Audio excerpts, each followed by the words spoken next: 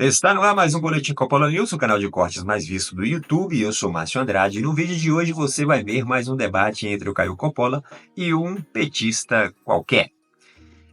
E você já viu o Caio Coppola pistola? Pois é, nesse debate ele tá pistola, sobrou pro STF quase todo. Alexandre de Moraes como alvo principal ali do Caio Coppola, detonou Alexandre de Moraes. Você vai ver isso e muito mais no vídeo de hoje. Portanto, se inscreva no canal, deixa o seu comentário e deixa também o seu like. Se liga aí! Coppola, Bolsonaro terá sucesso ao tentar impedir Dino e Zanin? E se isso acontecer, essa condição de impedido, impossibilitado de seguir com o julgamento, também valeria para os ministros indicados por ele quando esteve na presidência da República, né? Quando era o presidente? Olha, se a lei ainda vale alguma coisa no Brasil, o ex-presidente Bolsonaro não pode ser julgado pelos amigos e companheiros de Lula no Supremo Tribunal Federal. A lei é muito clara e ela não autoriza que certos ministros do STF participem do julgamento do ex-presidente. Em linhas gerais, um juiz ele é considerado suspeito ou impedido quando ele tem algum vínculo com o processo, algum relacionamento com as partes ou algum interesse no resultado do julgamento. Por exemplo, o STF anulou todas as condenações do Lula por corrupção porque considerou que o juiz de primeira instância, Sérgio Moro, desejava condená-lo para construir a sua própria carreira política anos depois. É uma tese ridícula, eu sei, mas foi o suficiente para o Supremo considerar o Moro suspeito e jogar anos de investigação no lixo.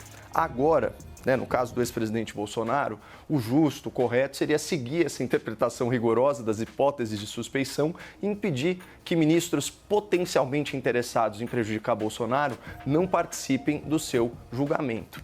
O caso mais evidente é o do ministro Cristiano Zanin, ex-advogado pessoal do Lula. Recentemente, o próprio ministro já se declarou impedido de julgar um recurso do Bolsonaro numa ação lá no TSE por ter atuado contra o ex-presidente na campanha eleitoral do Lula em 2022. Leio para vocês o artigo 252, inciso 1, e artigo 254, inciso 4 do Código de Processo Penal. O juiz ele é suspeito se tiver atuado como advogado ou aconselhado qualquer das partes. E no processo do Bolsonaro, o Lula é parte como uma suposta vítima de uma tentativa não tentada de envenenamento. Já o Código de Processo Civil, artigo 144, inciso 9, também impede que o juiz julgue alguém contra o qual ele já moveu uma ação, seja como parte ou como advogado, o que é o caso do Zanin e também do Flávio Dino, que moveu uma queixa-crime contra o Bolsonaro em 2021. Mas além disso, pessoal, é de domínio público a amizade íntima entre o ministro Dino e o senhor Lula da Silva. E o inciso 1 do artigo 254 do Código de Processo Penal proíbe que o juiz amigo julgue seus próprios companheiros.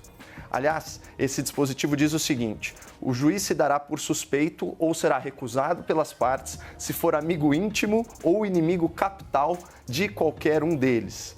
Isso aqui é uma obviedade, né, pessoal? Quem julga os seus amigos ou inimigos pode ter a sua imparcialidade comprometida. E esse é o caso dos ministros Gilmar Mendes e do presidente do tribunal, o Luiz Roberto Barroso.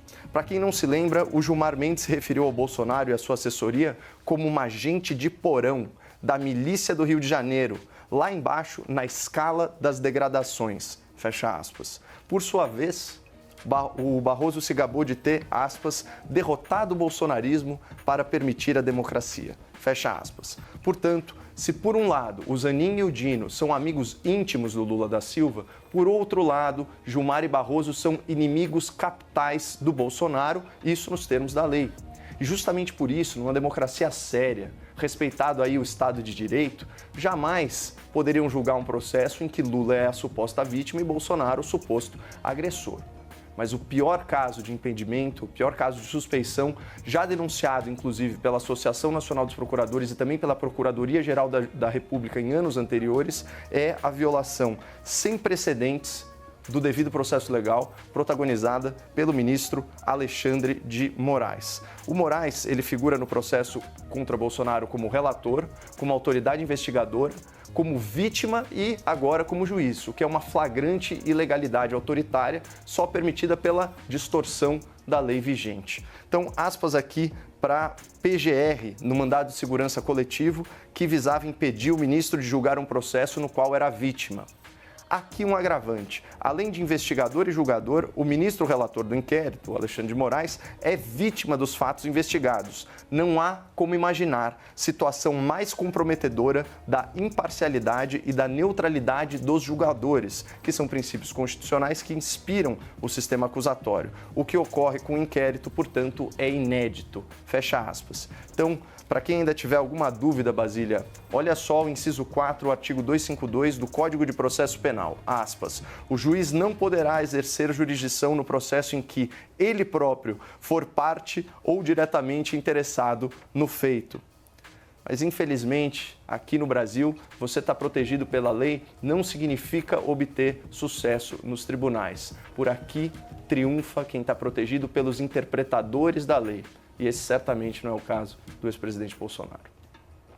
Alessandro, o Coppola, nessa resposta, aponta algumas condições de impedimento, como a pessoalidade, o interesse particular ou a amizade com alguém que esteja no processo.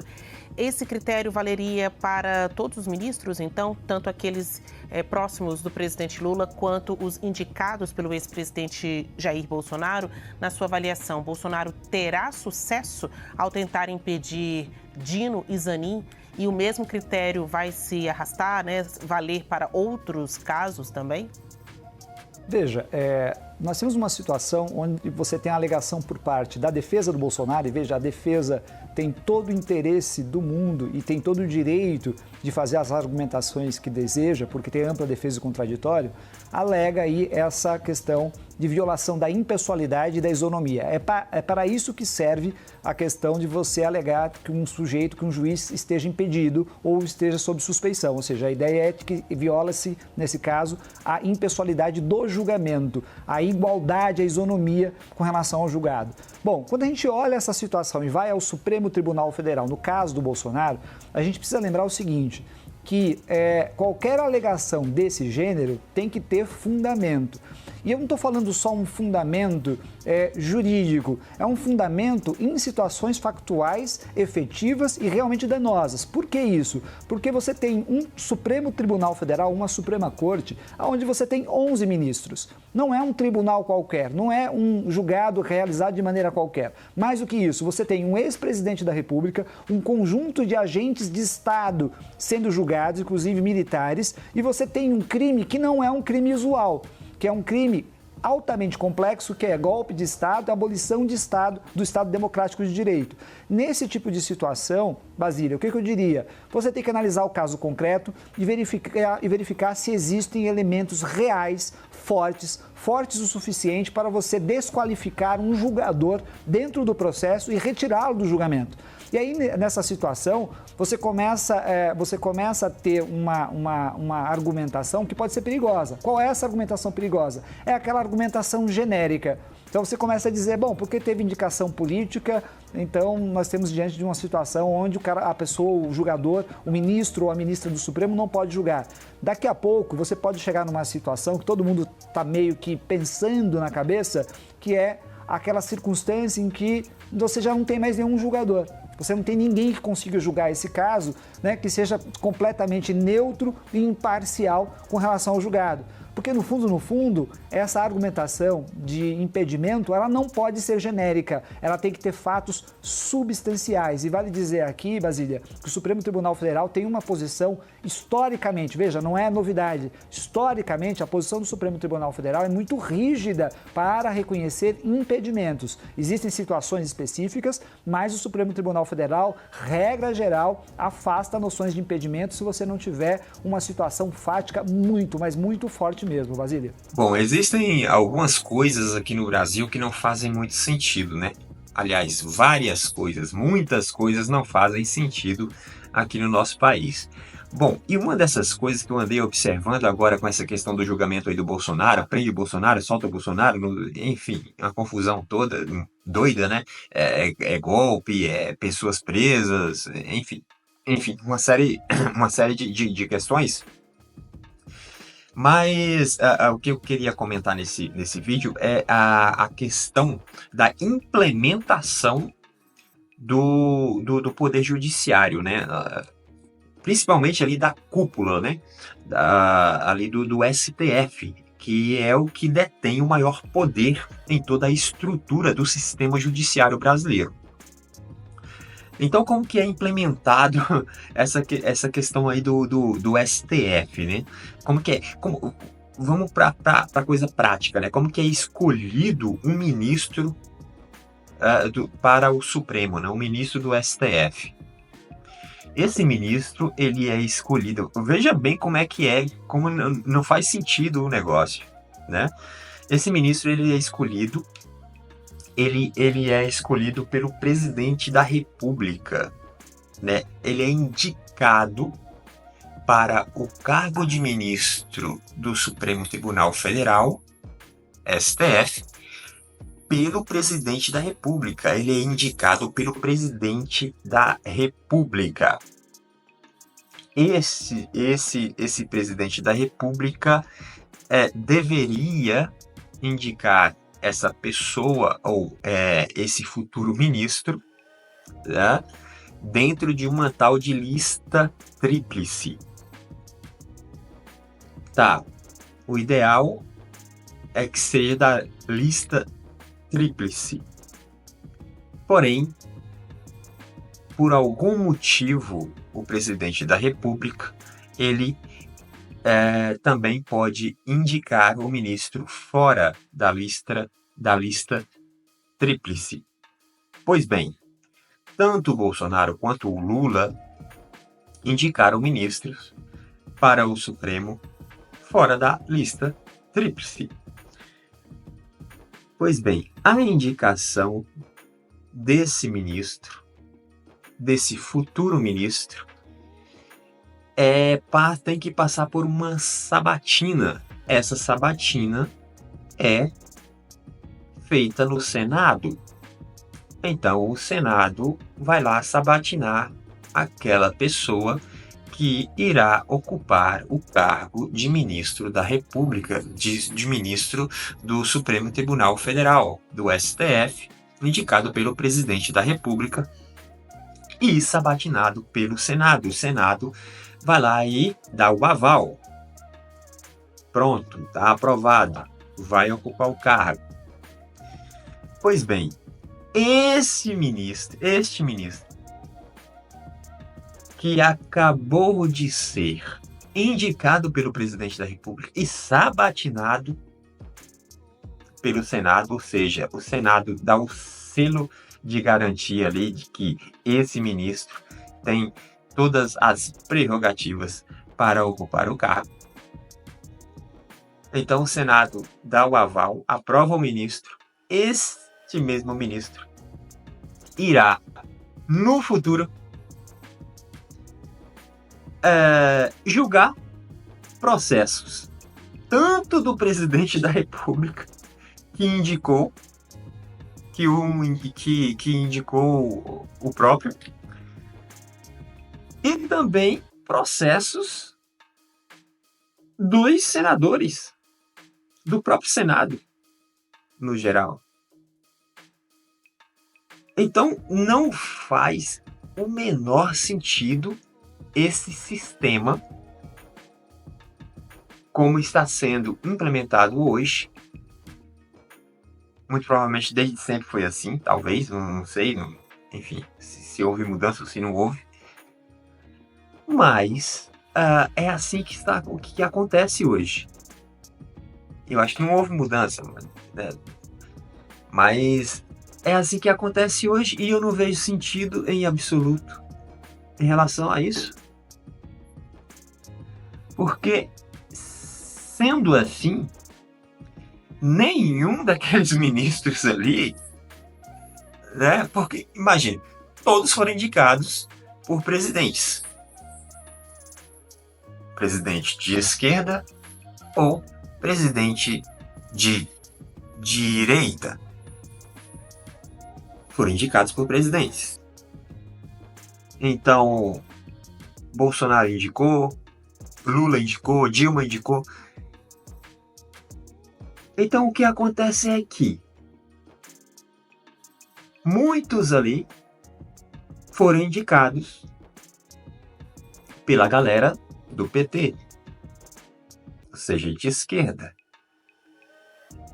Imagine você quando esses juízes estiverem com processos ali do Lula, ou quando era Dilma, enfim, de alguém de esquerda, como que eles vão julgar? Vão julgar com imparcialidade? Será? Fica aí um questionamento. A mesma coisa com relação à indicação por parte da direita. Porque tem 2 juízes lá que foram indicados também pelo Bolsonaro, o André Mendonça e o Cássio Nunes. Então, como que fica isso? Você consegue perceber que o sistema que foi implementado é um sistema que não faz sentido? O sistema de escolha do ministro não faz nenhum sentido? É um sistema onde cabe coisas que não vão ajudar de forma alguma a sociedade, o povo brasileiro. Pelo contrário, faz atrapalhar, justamente porque tem esse entrave de jogo de interesses, justamente porque a justiça, que deveria ser cega, deveria ser para todos igualitariamente, não vai ser, justamente por conta disso que eu acabei de falar. Então, o ideal seria o quê? Seria modificar o sistema de indicação de ministro.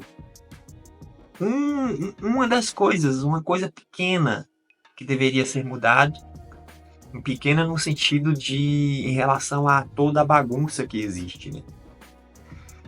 Então, esse fator que é extremamente importante deveria ser mudado com absoluta urgência.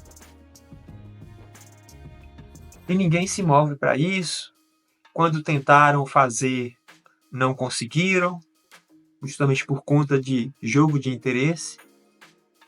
Como é que o país vai para frente assim? Não tem como. Não tem como. Infelizmente, não tem como. Então, o que nos resta é simplesmente olhar para essa pataquada toda e fazer cara de paisagem e dar risada, né? Porque chorar eu não vou. Por que eu vou chorar? Eu vou fazer cara de paisagem e vou rir. Fazer o quê? É o que temos para hoje, para nos divertir. Se inscreva no canal, deixe o seu comentário, deixa também o seu like. Até breve.